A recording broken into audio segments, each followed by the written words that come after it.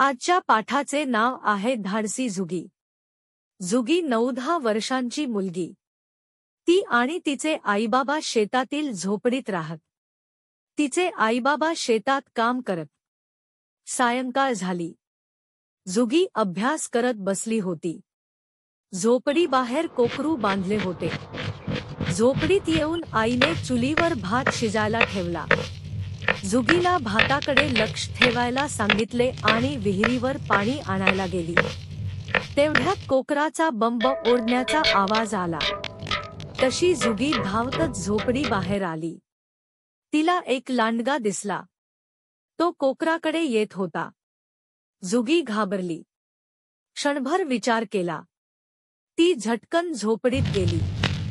चुलीतील जळते लाकूड घेऊन बाहेर आली. लांडगा कोकरावर झडप घालणार इतक्यात झुगीने जळते लाकूड लांडग्याच्या दिशेने फेकले. आगीला पाहून लांडगा घाबरला. तो पळाला. कोकराचा जीव वाचला. पळा पळा, लांडगा पळा, झुगी जोरजोरात ओरडू लागली. तिच्या आवाजाने शेतात काम करणारे बाबा धावत आले. आईही आली. झुगीने त्यांना घडलेला प्रसंग सांगितला. आईने तिला जवळ घेतले.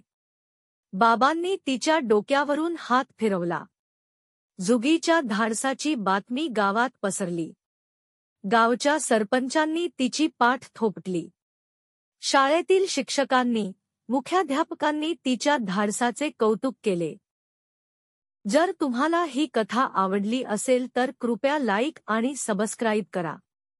धन्यवाद.